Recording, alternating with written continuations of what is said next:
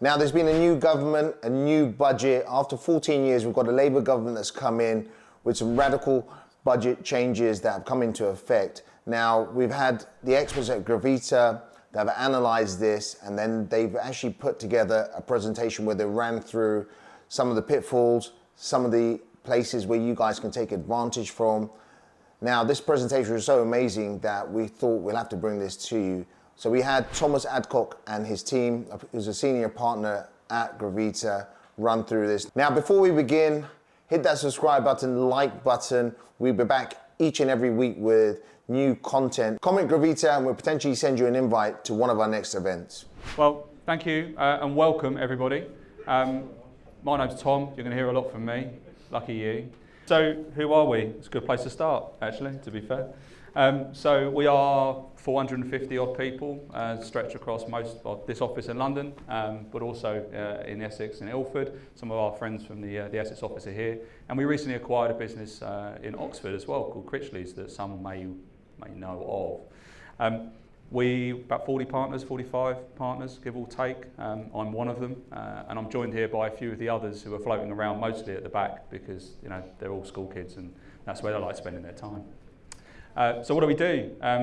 So we're an accountancy practice, ladies and gents. That's what we do. I'm a tax partner, so I advise clients on tax consultancy, but a core part of our business, of course, is the general compliance, audit, accounts, tax compliance, both private and commercial. We do payroll, outsourcing, all the lovely stuff on the right-hand side of the board, and we do it very well. We've got thousands of property clients. Thousands of them, stretching from the guy with the £250,000 flat that he rents out in Manchester all the way to billion-dollar property developments, which you can see from that window over there. And everything in between, owned by every sort of person, every sort of business, every sort of entity you can think of from pretty much anywhere in the world, all doing everything you can imagine with property.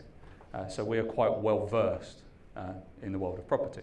And many of the partners here today, that's what we do. Well, we do a lot of that on a day-to-day basis. So some of what we talk today, we'll do our best to turn the budget into a property piece, but also to talk about M&A, because another string to all of our bows here is that unsurprisingly clients like buying and selling businesses, and so we help and support on that. And at the moment there's at least 4 on my desk. First things first, I've been told I'm not allowed to introduce what Sandy does for a living because she's got a plan, but one of my partners, Sandy, is going to talk a little bit about what she does. So over to Sandy. Well, good evening, everybody. Thank you, Tom. Welcome. Okay, so I just thought we'd play a little game this evening because you're not all going to sit here and do nothing. So up there, you'll see the composition of the government revenue. When it comes to taxes, who can guess what is the highest revenue generator when it comes to taxes for the government? Yes, well done. We've got income tax. I'm going to do this in a minute. What do you think is the next tax that's going to be the highest revenue generator? Yeah, how much do you think VAT is generated? 162 billion pounds that is generated by VAT that the government get. I'm a VAT partner here, by the way, just in case you're interested. So yeah, there's a lot of VAT that's generated by the revenue. Our job is to not give the revenue as much VAT as they like or they've been getting. And my job is to work with clients that are doing, I'm going to move on in a moment, property. So we've got a lot of work that goes on in the property arena. It's quite nuanced. I've only got a few minutes here, so I'm not going to go through all of the nuances, but just to let everybody know there's quite a lot of VAT that goes on in conversions. One story that I'd like to tell everybody is something that came across quite recently. We have a lot of property developers, we have a lot of property investors, and willy-nilly going around converting these very nice warehouses in London, changing commercial to residential, spending loads of money. When I say loads of money, the key for VAT is 250,000 plus VAT, so you can imagine in London that's going to be hit straight away. The story that I've got is we had somebody doing a conversion very recently. They converted commercial to residential. They spent, I think it was £1.5 million to do this conversion. They didn't think. They went to a solicitor who said, well, don't worry, we know you wanted to grant a lease, a long lease on this property, You couldn't do it, go ahead and do short leases. Big problem. What happened was that this client had to give back a very big chunk of the money that they've recovered in doing this conversion because it was residential. And not a lot of people think about this. They think that conversions relate to commercial property only, but this is residential. VAT was spent, VAT was recovered. Can they keep it? In this case, no, they couldn't. So there's a big cost for that client. So we've got a lot of nuances going on with, commercial property, residential property, and what I was just talking about was the capital goods scheme, where there is that spend limit of £250,000 or more. So you just need to be really, really careful when you're dealing with property matters. I'm not saying come to Gravita, but make sure you do get the right advice and get that advice up front. We've got a deal going on, I believe it's completing Friday. I've only been told this afternoon that we need to advise. It's not going to happen, but there you go. So do try and make plans up front, not at the end. VAT isn't your last thought, it should be your first thought, and let's not get the HMRC having more than that £162 billion that they're receiving. A lot of it comes from penalties and interest from clients not doing the right thing as well. So just putting it out there. The other thing that we do, obviously, M&A. We look at VAT, we do due diligences on target companies. We advise a lot of times with Tom on the direct tax side.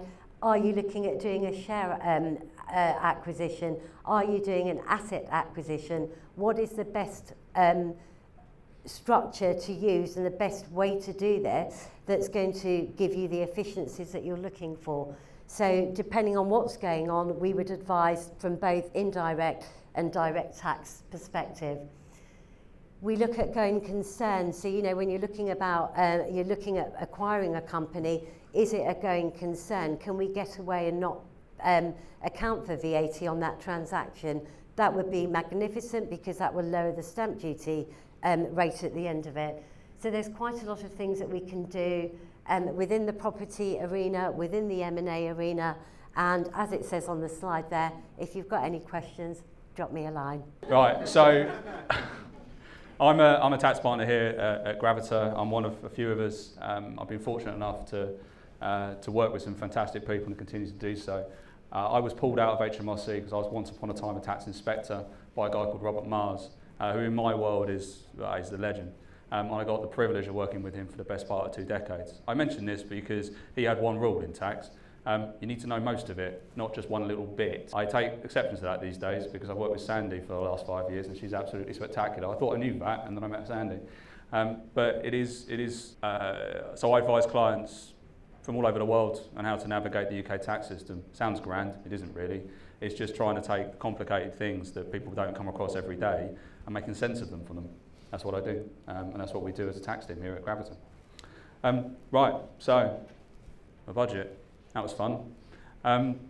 We all knew we were going to hit with a bit of pain. I think we're all expecting some changes, which is going to cost us a little bit more in taxes, whether we're an employer, we're an employee, whether we're self-employed, whether we're buying, selling property. But I don't think any of us anticipate it to be quite as bad for some that it has been. The big news, of course, was the employer's national insurance. It seems to have taken a backseat maybe over the course of the last few days, particularly today with the march on Parliament by the farmers. Jeremy Clarkson rocked up, so that'll get some coverage on Amazon, no doubt. But that has taken a lot of the heat away on the national insurance rises. What happened? Well, they changed the rate from 13.8 for employers to 15. That's a little bit of a change, 1.2%. I think most employers that we've spoken to are okay with that. 1.2%, we can live with that. But they also changed the threshold.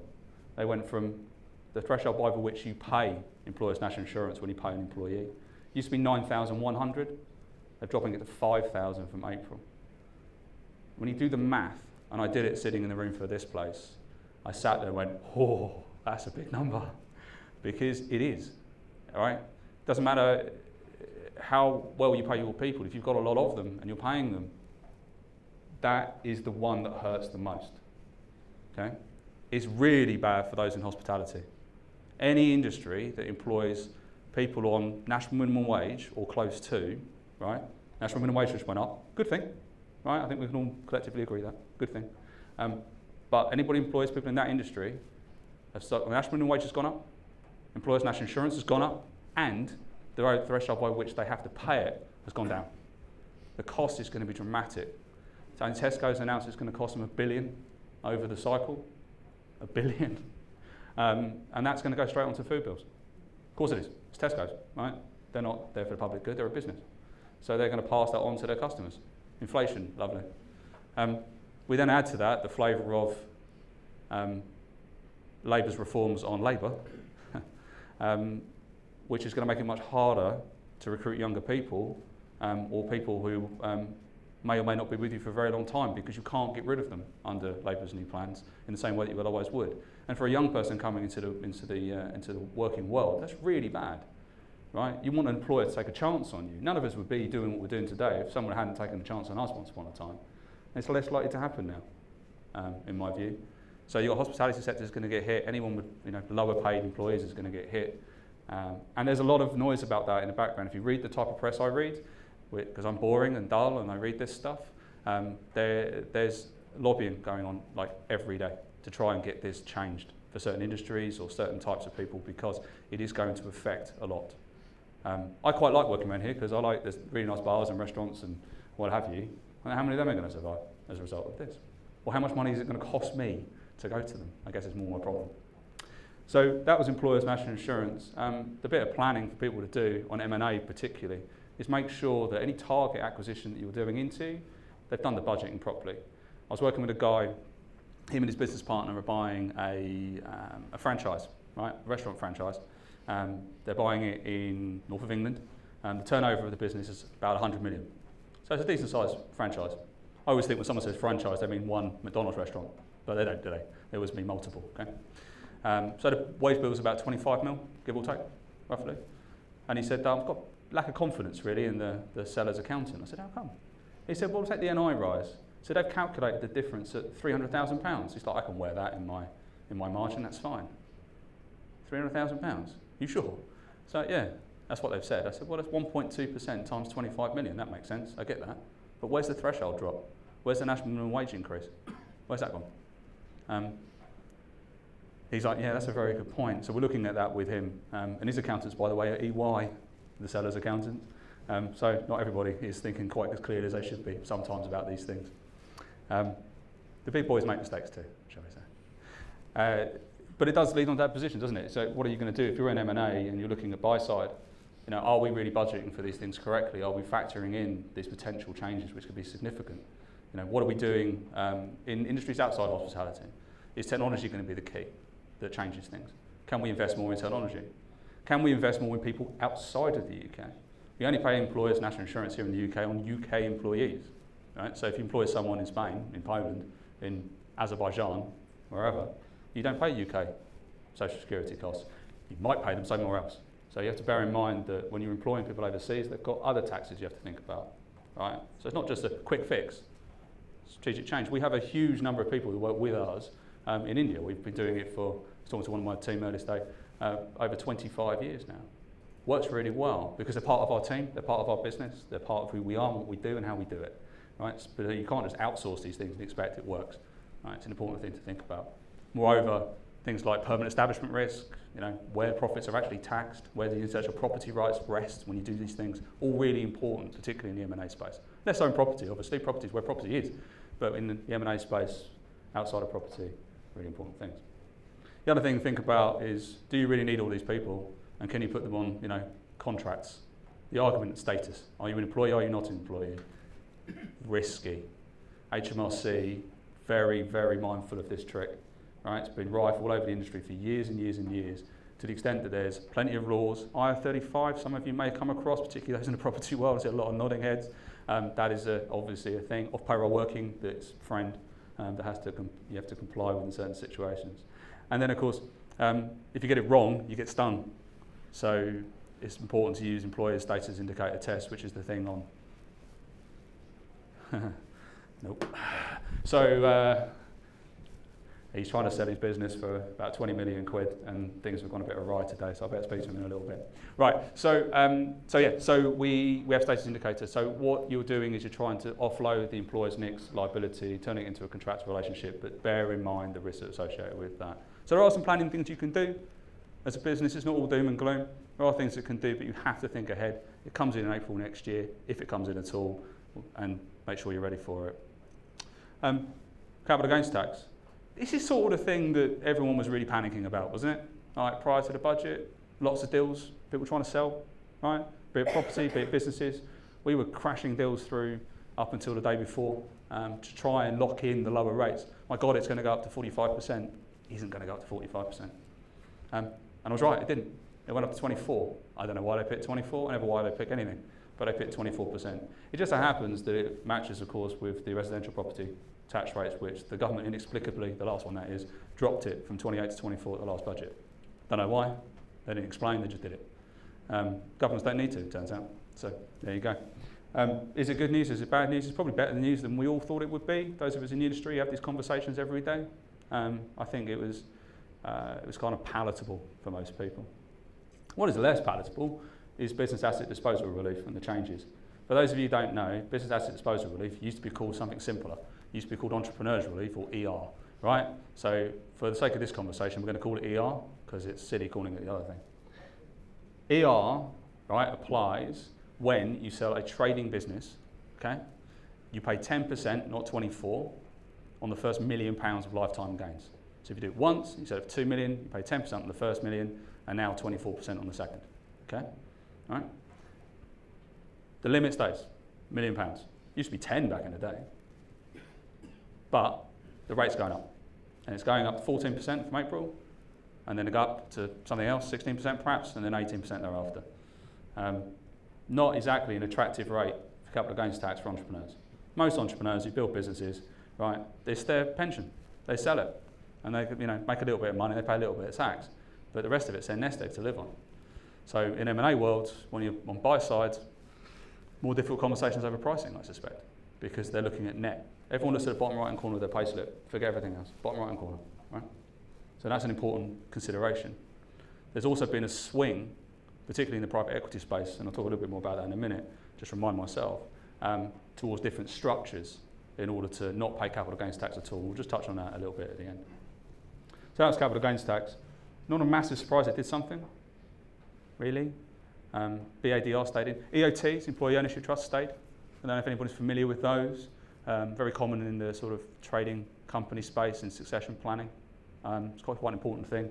Sell your shares to an EOT, you don't pay any capital gains tax whatsoever. These are not EBTs, critically, EOTs, Employee Ownership Trusts. The government's misunderstanding of the John Lewis model kind of originated these things. They've been around a little while now, and they're used quite commonly by originally architects and professional service firms, but now more commonly across the industry, more widely. They're very useful tools because you are selling your shares into a trust, which looks them after for the benefit of the employees. There are some nuances, there are some complications to them, but they stayed, right, protected, and were commented upon as well, so we know they're staying for a while, at least until next budget cycle, so next autumn. So that's quite good news. Another bit of bad news, inheritance tax, business property and agricultural property relief. Inheritance tax is hated by everybody. I don't think there's a person in this room that thinks, oh, that's a good idea, right? It's 40% is way too high, right? It's taxing growth in value. It's taxing the net asset value, not the growth in value. So you've got a £10 million property, right? You've got £1 million worth of debt, it's £9 million. That's what you're taxing. You may have bought it for $8,999,000, right? But you're still taxing the difference between the debt and the value of the asset. So it's not an attractive tax from that perspective. It's antiquated, but it exists. So historically, this is what all the noise is about. Businesses or people who own businesses and people who own agricultural property paid no tax on debt, zero inheritance tax, and have the benefit of the capital gains tax uplift everyone else gets on everything else. Okay, so it's a very, very, very valuable relief. So the government, in their wisdom, decided that the right thing to do is restrict it. So you only get that relief, right, for £1 million worth of asset. After that, you pay 20%, not 40. Okay, 20 is better than 40. I think that's fine, that's maths. But it's still much worse than it used to be. And we'll come on to farmers in a second. But let me talk about property businesses, particularly those that buy, build and sell land, right? So you're a property company. You found a plot of land. You spent the time, energy and effort, right, to get planning, costs a fortune. You've got to grease enough wheels to get that done. You then build the thing, costs more than you expected. You then sell it for less than you wanted to, right? And you keep going. That's your business. That's what you do, right? Got a client, done that for about 3 generations. Business is worth about 250 million. Before, no tax. Anybody do 20% of 250 million? That's what they're looking at right now. So what do? Panic a little bit, maybe? I don't know. But I think the right thing to do is talk to your advisor. You sit there and go, okay, we've got this hairdo coming down the road. We know it's a big bill. What can we do to avoid it? It's the right word. Fade's the wrong one. So what do we do to avoid it? Well, how do I lock in the benefit of business property relief? What can I do? Well, the right answer is let's either give it away today, right? But no one trusts their kids at all, ever. People might trust their kids, but they don't trust the kid's partner, right? All the relationships are going to survive the test of time. So what they prefer to do is entrust it to somebody else to look after it, right? So they give it to a trust, put it in trust for the benefit of their family. That's fine, that's different. And put some trusted people as trustees, right? Normally themselves, maybe a lawyer or something. And maybe someone like me. And then we look after it for them, okay? Now, by doing that, you can lock in the benefit of business property relief, at least on the first transaction, right? And you're not giving it away to people that perhaps you're a little bit worried about what happened next. And that can work. Straightforward, easy-ish type thought. But oh my God, there are some complications, right? How do you get the money out of the business going forward if the shares are owned by a trust? Problem number 1. Problem number 2, what happens when you're not around anymore? And you're not running it, what happens to the trust? What happens to the bank finance? You just change to control it, right? Lots and lots and lots of challenges that need to be addressed, which we're working on with clients. This one is one of them, but many others, because they're all in the same boat. Doesn't come until April 26, so you've got a year and a half, give or take. But it takes a little while to plan. So worth thinking about, and worth thinking about how to plan around it, what's the best outcome, and how to deal with it. Agricultural property, I should buy a class now, you can do it. Farms. Farms, apparently, not being from farming stock myself, get handed down from parent to child. Generation after generation. Farmers, till the land until they're all over, and then the next one picks it up and keeps going. Right? That's the story. Is it true? Probably not for some. Definitely isn't true at Dalesford. You've been to Dalesford up in the Cotswolds. You want to buy a new 4x4 and you want to see what they look like compared to each other? That's the place to go. They're all lined up, Ferrari, through Range Rover. So that definitely isn't the type of farm we're talking about when we're talking about here. It certainly isn't the type of farm that's marching on down the street today. What we're talking about is family farms. They're valued currently based on land values. 49% of farms, apparently according to the NFU, will be north of £1.5 million. So they will be inside inheritance tax net. Cash that they do not have is going to be used to pay a tax liability to HMRC. Right? So that's the problem. That's how they've articulated it. Is it true? Probably, in part. But it's certainly not very popular what they have done. With anybody, really. I know that when I want to go to the supermarket on Saturday, I'd like to buy a pint of milk. I'm slightly concerned that might not be possible sometimes if they're all on strike. But what can be done? Well, first of all, we hope the lobbying works. We hope they introduce the system that they just introduced in Ireland. I was last week with the DFK lot week before. DFK lot in Belfast, nice day. The tax day of 40 people. There are more people like me than I care to think about, talking about this sort of stuff. One of the things we talked about was what they had introduced in relation to agricultural property relief in Dublin. They basically said you get the relief if you farm the land. If you don't, you don't. Seems reasonable, doesn't it? You buy a massive swathe of land, Mr. Dyson, out somewhere in Lincolnshire or wherever he owns, then you can pay the tax. Happy days. But if you're you're a farmer and you're running a farm, right, incurring all the risk and hassle and stress, then you get the relief. Congratulations. So we're hopeful that will work. The other thing is the trust ideas. The other thing is pass it on to your kids now and do all those kind of standard planning. And then the other bit, which is also the business property bit, is valuations. Historically, we haven't really cared that much about valuing assets that qualify for full inheritance tax relief. Because when you die, it sort of doesn't matter. It doesn't matter for inheritance tax. If you get relief, you get relief. Right? It matters for capital gains tax. I honestly don't think that way. Right? The people you talk to on inheritance tax don't know anything about capital gains tax. That's not how it works. Okay? So you fill in the form, you put a valuation, done. Pretty much, usually. We're going to have to care now because there's going to be tax applied. So valuations become really important. For those of you in the M&A space, valuations are an art. It's not a science, really. It takes experience, and it takes a bit of talent, and it takes a bit of luck to get it past the revenue. But it's going to become important, much more important than it is today. So, farms and valuations. Is it really the value of the land? Is it? What else do you use the land for? I'm farming. So presumably it must be actually connected to the value of the business. Well, I know the farms don't make all that much money. So if you've done multiple on a farm, you're going to get anywhere near 1.5 million, including the value of the house? It's unlikely. So there's going to be a lot of argument over the valuation of these businesses going forward. Again, that was good. Do we care? But for everybody else, maybe we do a bit.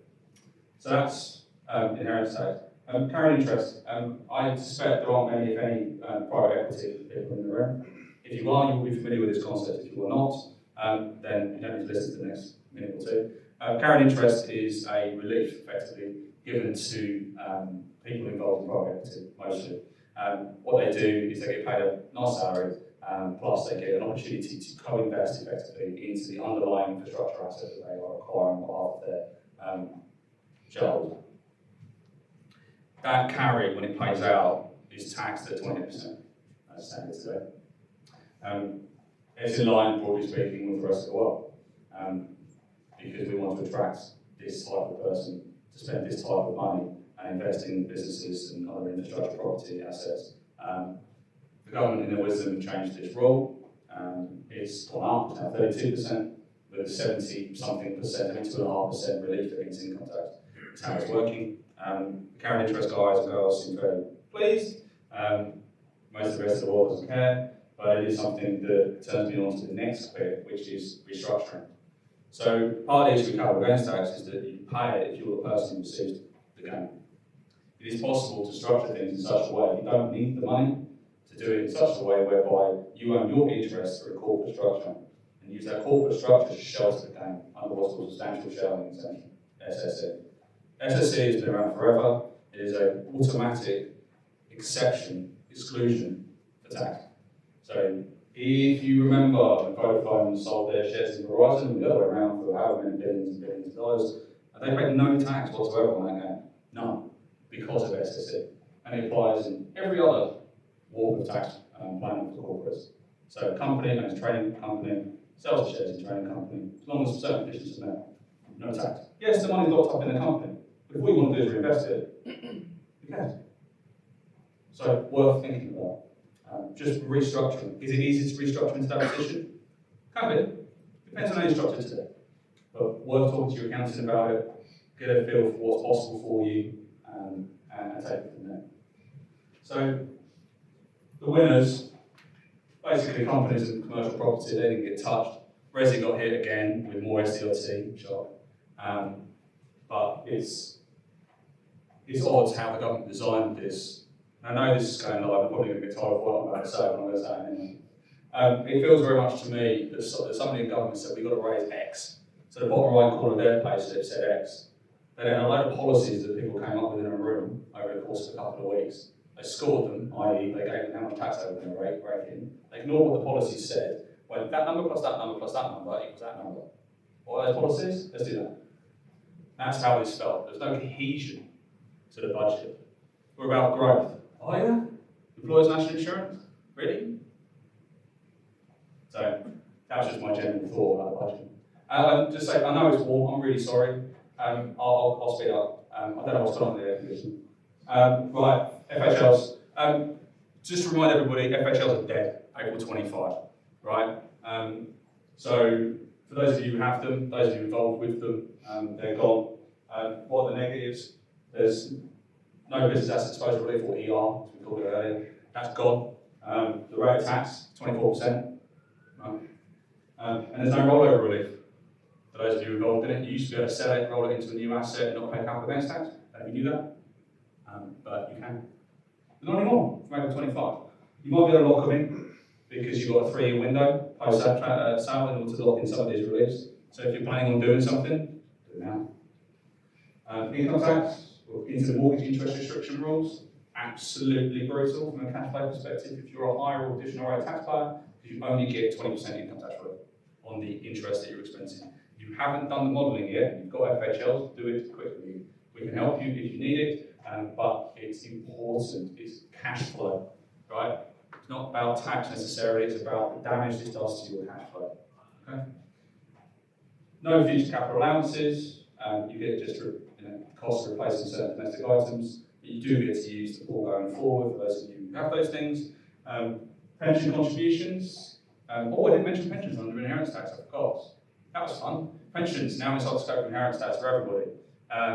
So if you've got life insurance products that are aiming to try and tackle your inheritance tax liabilities on death, you need to go and rebroker them or accept the fact you're going to have a higher liability. Or burn your pension, spend it, which used to be the planning. It used to be, take your pension, inheritance tax free, give away all your other assets. Sorry, spend all your other assets. Reverse it. Give away all your other assets, spend your pension. It's a more practical way of doing things. Not financial advice, tax, different thing. Talk to your financial advisor. Pension contributions, they used to, so the FHL profits used to contribute to the relevant earnings threshold, so to see how much money you can put into a pension without having a tax clawback. Not from April 25 away. Losses, you can use them. Good. Not exactly a giveaway, the government announced that. It's great, I think. You can use the losses against other property income. Have you seen the rest of the changes? Corporation tax, SSE, that thing we just talked about, no longer applies because it's not a business anymore. It's an investment. Doesn't qualify. Doesn't qualify for BPR under inheritance tax. But to be honest, it probably didn't anyway. One of my partners here, Michaela Lamb, can talk much more clearly than everybody as to why not. Inheritance tax is not my world. So it doesn't qualify for BPR. Right. Not that one. Okay. Where's the power problem? Non-doms. Can't really do a budget speech without talking about the abolition of non-domicile regime. There may be none of you affected by it, there may be some. You may know people who are, may know people who are kicking and screaming about it. What happens? The non-dom regime was scrapped from April 25. Gone. No such thing as domicile. Which is a good thing, really, because nobody understands it anyway. For those of you who don't know, domicile is a legal concept, it's not a tax one. We just use it, or did in the past. Broadly speaking, it's where you're from, but more legally speaking, it's where your father is from. Not mother, father. It's about what legal jurisdiction has control over your life, basically. So you can't be domiciled in the US, you can only be domiciled in the States in the US. Right? But it doesn't really make any sense to anybody. And for the most part, people who have a domicile that may be unclear, you can only really establish it when they die.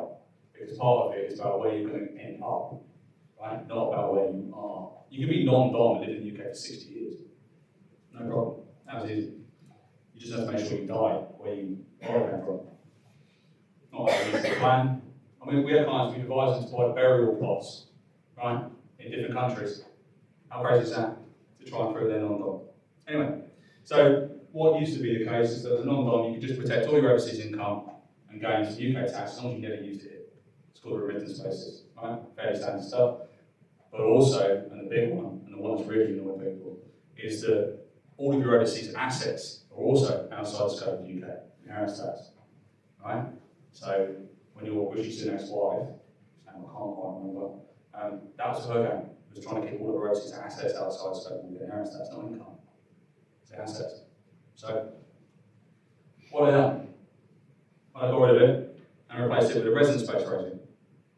And I'm probably going to be one of the first people to say this and does what I did for a living. I quite like it because it brings certainty and consistency, whereas we had none before. Look at me quizzically in a minute.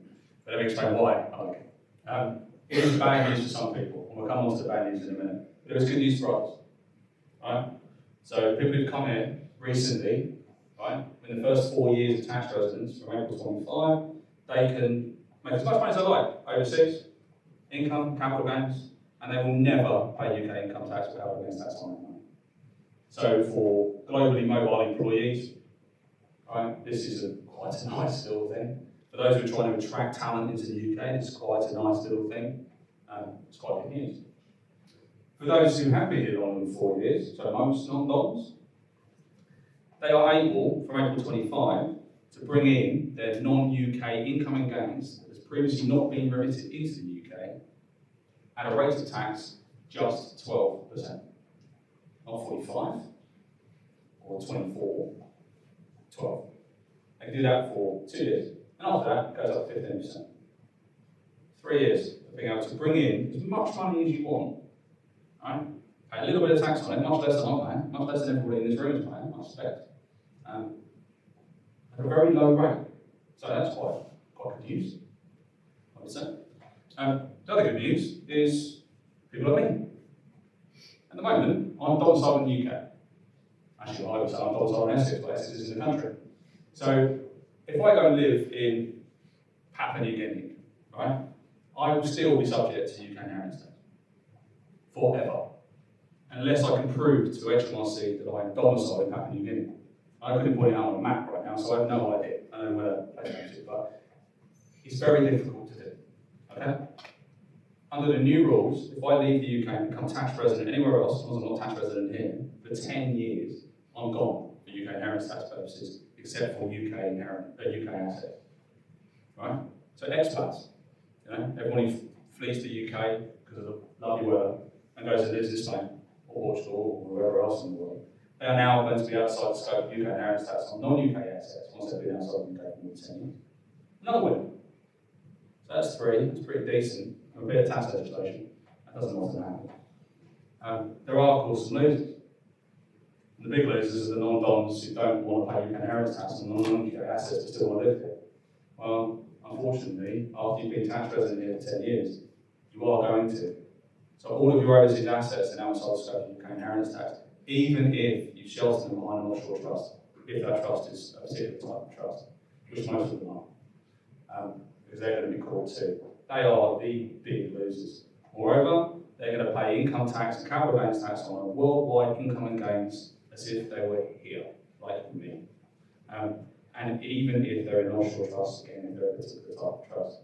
They are the big losers. Now, it depends on what side of the political spectrum you stand on this. I don't happen to stand on either. But it is interesting that that's the bit that catches people's attention. But really, some of the other stuff, it's quite attractive. It's quite good news. I think the inheritance tax bit is my change. That's the bit that is driving people out of the country.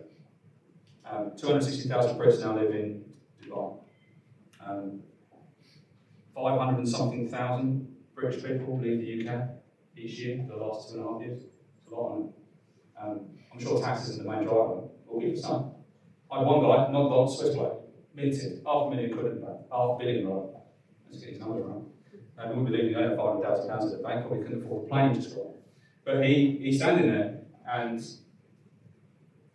he's calling me up during the year. What do you know? What do you know? What do you know? Nothing. No one does, right? Stop calling me. Gets to about a week and a half before budget day, phones me up. Can't hear a word he's saying. It's so loud on the other end of the call. It's like, where are you? He goes, oh, sorry, I'm standing next to a jet engine. Hang on. So what are you doing? He said, I'm just standing next to my plane. Right. Is there any changes? No. So I'm still going to be screwed? Yes. I'm gone. See ya. Gets on his plane, he's gone. He ain't coming back. That's $500 million. He invests in British business. Lots of it. He's not doing that anymore, either. No value to him. It's about to get clobbered with inheritance tax. He puts 100 million into a UK business and dies. That's 40 million quid, or 20 million quid gone. Why would he do that? You can do it anywhere else in the world, might as well do it in Italy. So, and he's not the only one. Is it true they've all gone? No, of course it isn't. But many have. And I think it's going to be hard to track them back. So they're winners and losers. They're winners and losers in the non-dollar regime. Yeah, so that's the budget.